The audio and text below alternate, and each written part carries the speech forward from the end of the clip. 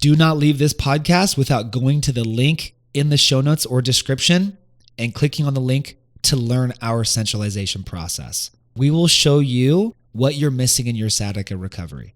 And in this link, there will be a very important opportunity at the end for you to learn exactly what this plan could look like for you. Hello and welcome to episode 112 of the Low Back Pain Podcast. I'm your host, Dr. Grant Elliott with RehabFix online low back program. And today's topic is traveling with low back pain, disc pain, sciatica pain. A lot of people are traveling, plane rides, long car rides, whatever, and it can suck to go through that with back pain.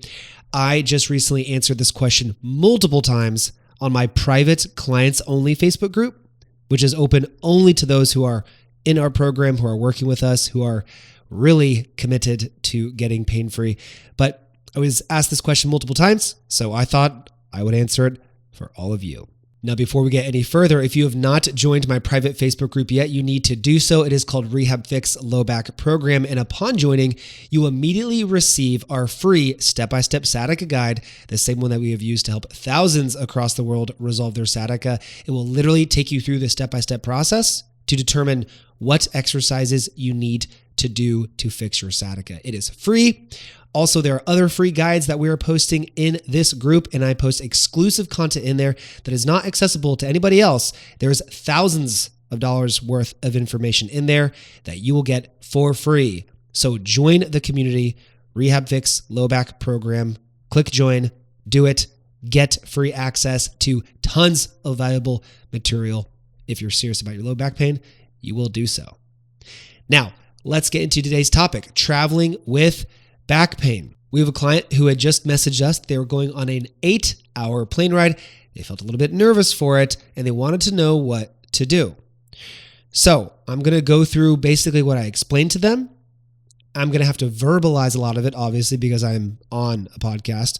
So I want you to use your visualization with me so that we can go through this process together. Now, the first thing you need to do when traveling with back pain is to set realistic expectations. At least this is what I told our client, because our client is on the journey towards being pain-free. They're invested in their health, right? They're taking action. They're working with us, something that you might want to be doing if you're listening to this.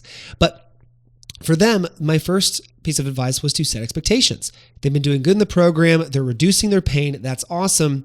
Don't expect to be 100% pain-free now that you're really testing yourself, because they have not graduated our program. So we would not expect to be 100%. So I said, hey, set realistic expectations. Don't get scared or freak out if you start to feel some pain. That's probably going to happen. So don't become concerned, right? Let's set a realistic mindset going into this. Now, getting to the actual practical application. What can we do? If we take the scenario of being on a plane, because a lot of people fly on planes, scenario would be a little bit different if you're in a car, but if you're on a plane, my number one recommendation is first to drink lots of water so that you go to the bathroom frequently. Very simple piece of advice, but do it. Your body will, of course, thank you because you're being hydrated. Your back will thank you because frequent movement is key. I equate sitting on an airplane to sitting with a straitjacket on. I hate it. I hate flying. If the flight is going to be, if the drive is going to be longer than 4 hours, I will fly. I hate sitting for long periods. I hate flying for long periods. I hate sitting at all for long periods. I can't stand it. I feel like I'm in a straitjacket. So drink a lot of water so you get up and have to move to the bathroom. You're going from a seated position to a standing position, and you are ambulating while you do so. That is one super simple hack. Number two, if you're not able to get up frequently for whatever reason and you have to stay seated, there are only so many things that you can do in a seated position. I'm going to tell you literally all the possible things that you can do. Okay? One, simply pelvic tilts. Okay? You can rotate your pelvis into an anterior tilt and then a posterior tilt.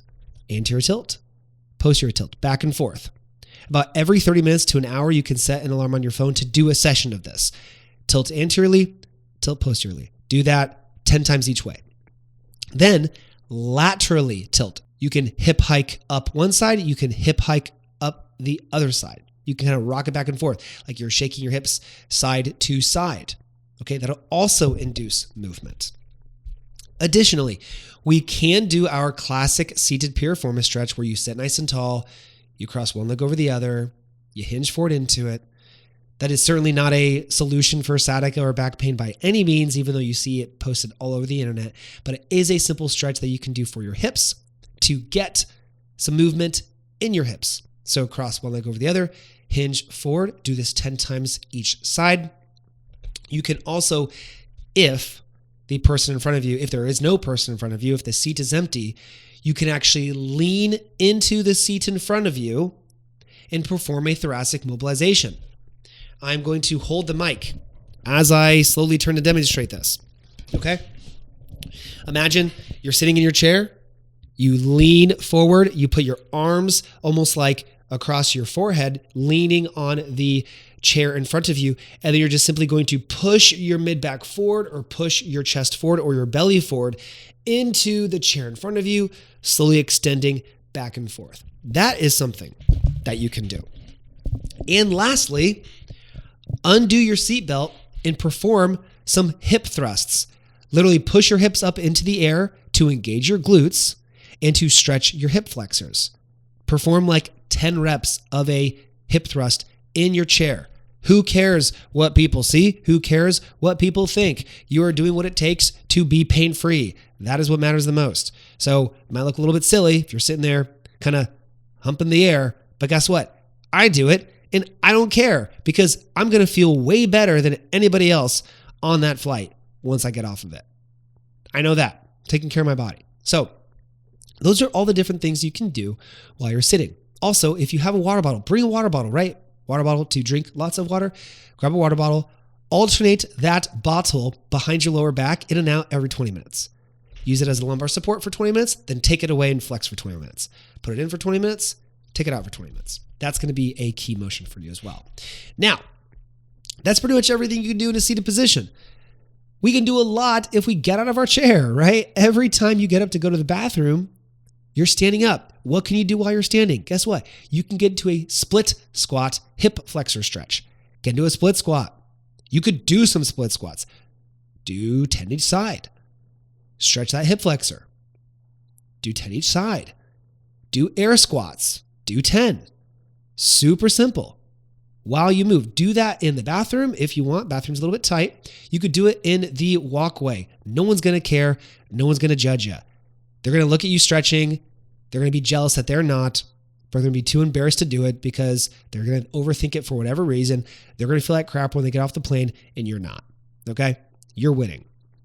So these are super, super, super simple things that you can do to ensure that your plane ride goes as ideal as possible. Now, if you're driving in the car, everything that I just said applies. You just obviously can't get up and walk around unless you stop at a pit stop. If you're on an 8-hour drive, stopping at a pit stop every hour might hurt your time a little bit. But if you do it for 5 minutes each time, it might not take up that much time. Okay. Yeah, it's going to push you back a bit. Just depends on how much pain you want to have when you arrive to your destination. You'll make it worth it if you care enough. Okay. But it is a little bit more convenient, obviously, because I know you're trying to make that time. I get it. I'm the same way. I just want to get there quickly because I hate sitting in a car. I hate sitting in a plane. I hate sitting anywhere. I want to move. Your body loves movement. It craves movement. So this is a really simple podcast. I hope you did a good job kind of visualizing what I described as well.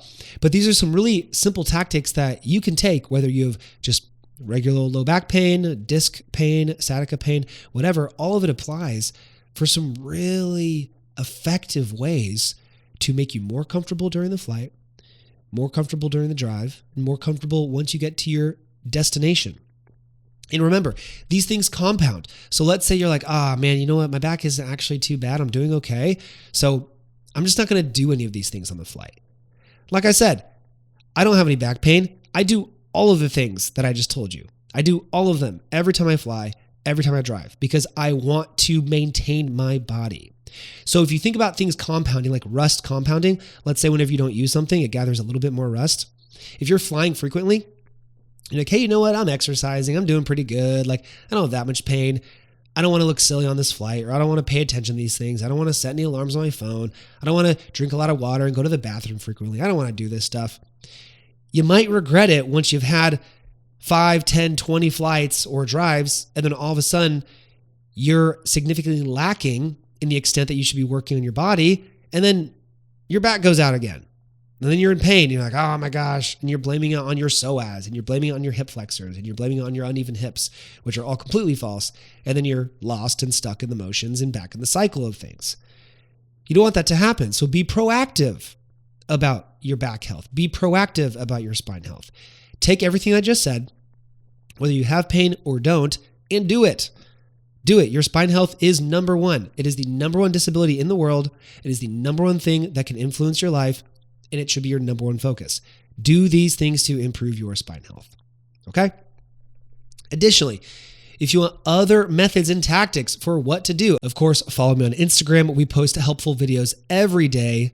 Join my Facebook group, RehabFix Low Back Program, where I post, once again, exclusive content, additional guides. I just posted a disc herniation guide today. It is 4 ways to avoid a disc herniation with additional exercises attached. You'll get this guide just by simply commenting on a post. We're giving this stuff away for free, right? It's to incentivize you to do something about your health. So go join these pages. Take action with your health. You can get out of pain. You just have to believe you can get out of pain. You have to get the right guidance. You have to commit to a plan and be invested in the outcome. If you do not truly care about being pain-free, then you won't be implementing these things. You'll be listening to this podcast and you won't do the things that I said. If you actually care, then you'll do it. And you'll actually see results. You'll actually get out of pain. You'll actually have a better life. You'll actually be able to hang out with your spouse or with your kids or whoever. You'll actually be able to live. You have one life. You have one body. And you maintaining that is worth everything. So let your actions represent your words. If you say you desire something, show it. If you say you want to be pain-free, do it. Let your actions describe your words. That is my challenge to you this week. Show that you care, invest in guidance, invest in help. If you are watching this on YouTube, please like, comment, and subscribe. If you are listening on your favorite podcast platform, please leave a 5-star rating and review so we can grow this podcast and help reach more individuals who deserve to get results, who feel like they're spinning their tires and getting frustrated in doing so. As always, move more, move in nature, move in the sun. Thank you so much for listening and have a great day.